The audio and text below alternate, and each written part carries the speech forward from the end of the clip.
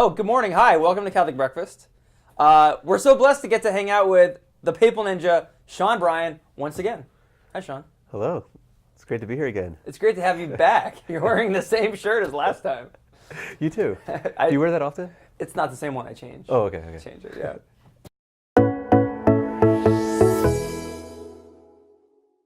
Question for Sean. Sean, in the TV show American Ninja Warrior, what for you has been the kind of like the most intense moment for you? The first thing that comes to mind is after I hit the buzzer on the city finals of season 9 for Los Angeles, I ended up with the fastest time in the night, but that's not really why. If you rewind and look back at that, you can see that I was getting quite emotional. I was actually crying. And what was behind that was I just looked out on the fans and on my family, and I just realized how very loved I am. And that was, it wasn't about my performance. It was just about my friends and family being there. And it was really moving for me. Yeah, that's really cool. And I can ask you a more like athletic, technical question. Sure. What's the hardest? In all the stuff you've seen so far, what's the hardest technical? I mean, your background as a gymnast. What do you find is like that's the hardest thing and maybe the easiest to kind of make a mess of athletically? I think the mental game is always the hardest. It's not really one particular obstacle. Okay.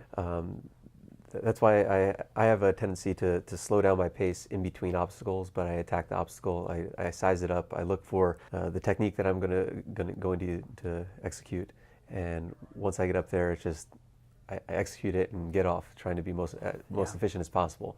But in between time, the producers give you about 30 seconds in between each obstacle at the most. And in that time, I'm really trying to refocus and not let any sort of doubts come into my mind. Just all focused on what I have to do. But are there moments when, as an athlete, that kind of bugs you? That your sort of athletic performance can kind of almost get compromised? For me, that's not really an issue. But one thing that is very difficult in terms of production that does kind of get to me is you don't exactly know when you're going to go. Even if you're about to go up, they ice you sometimes. We call it icing when they're like, okay, get up, get ready to go. You stand on the stage, camera's on. They're like, oh, we have lunchtime. It's actually in the middle of the night. Yeah. It's they call it lunch though because they're union workers on the production team. Okay.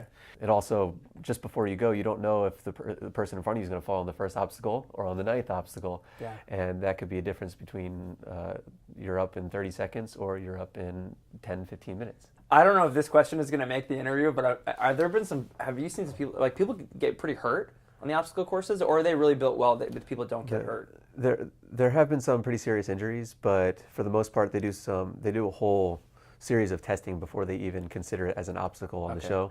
Then once they bring it and build the obstacles on set, then they bring in people who aren't going to compete that year, who are ninjas, who are kind of at the same skill level to test it. How much time do you get on each? For a city final or a big final, how much time do you get? You never get to touch the obstacles before you go. So the first time you touch it is on the show. Unbelievable, really? Yeah, you get to see the obstacles beforehand, just beforehand, and they bring one tester through each obstacle once to show you that it can be done. Okay. And to show you what the rules are. This is what you can do. Okay, now here's an example of what you're not allowed to do. Gotcha. We know as like Catholics, some people who are super into the spiritual life. They love to pray. They love Jesus. They love the sacraments. They love going to Mass. What would you say to someone who's like, that's basically all I need? Like, I don't like this whole nutrition, health, workout thing. How I would actually respond to them might be different than what I might think.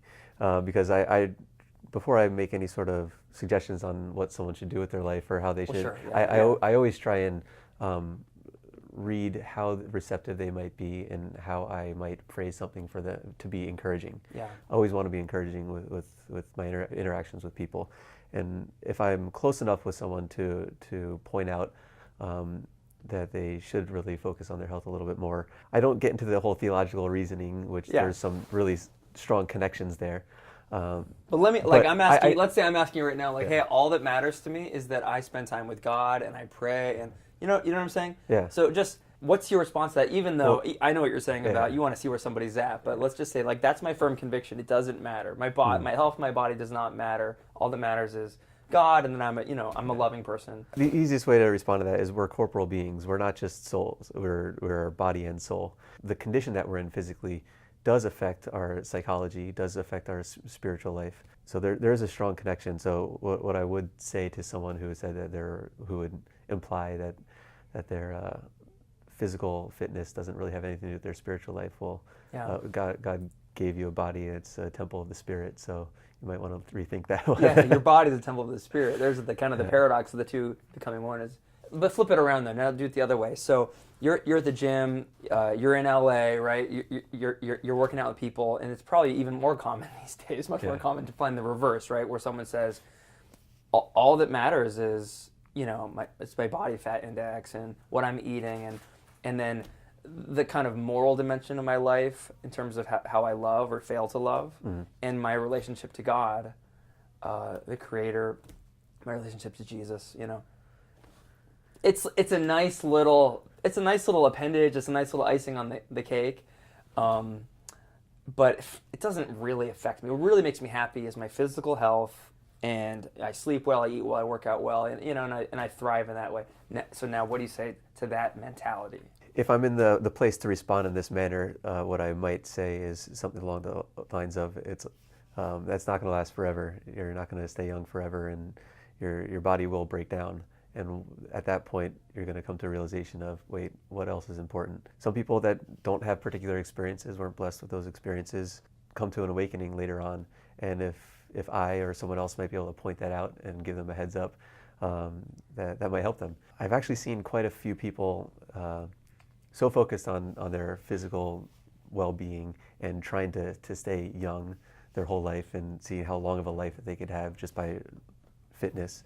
I've pulled them aside, and at times these are some close friends of mine, and I pointed out how that's not the end. It's like, if you're so focused on how long you could live, that there's eventually going to be an end to that in the corporal realm. Yeah, and that makes sense to me. And also, even in the short run, I think we've probably both seen people who get so, this is it. It's 7 hours a day at the gym every day, and then actually like a spiritual, they get cut off from not only God, but from their other relationships, and can get really lonely, and like you said, and then when you lose that in the long run, you're left with not much. I think loneliness is a condition that is often the trigger for trying to look deeper and trying to look for the transcendent. Even more than ever, people feel isolated, especially with a lot of social media stuff and people putting themselves or a persona of themselves out in the world, so they're trying to live this persona when it might not necessarily be them, and they feel judged by if they're not living up to it. So there's a lot of judgment nowadays, and a lot of pressures that bind people from really deeply communicating and relating to other people. That is really what Jesus does. He came into the world to enter into our loneliness, to enter into our isolation, and I think that's one way that the devil really is acting nowadays, is to isolate people, because that's how he operates. He isolates and he accuses. And if you look at our Lord Jesus, he does the exact opposite.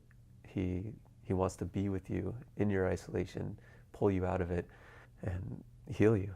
Yeah, body and soul. Right? He wants the whole person in relationship. With the Father and with each other. Yeah. Sean Bryan, it's always a pleasure every time you come to Catholic Breakfast. So thanks a lot. God bless you in all your endeavors, and it's great chatting with you. Thanks.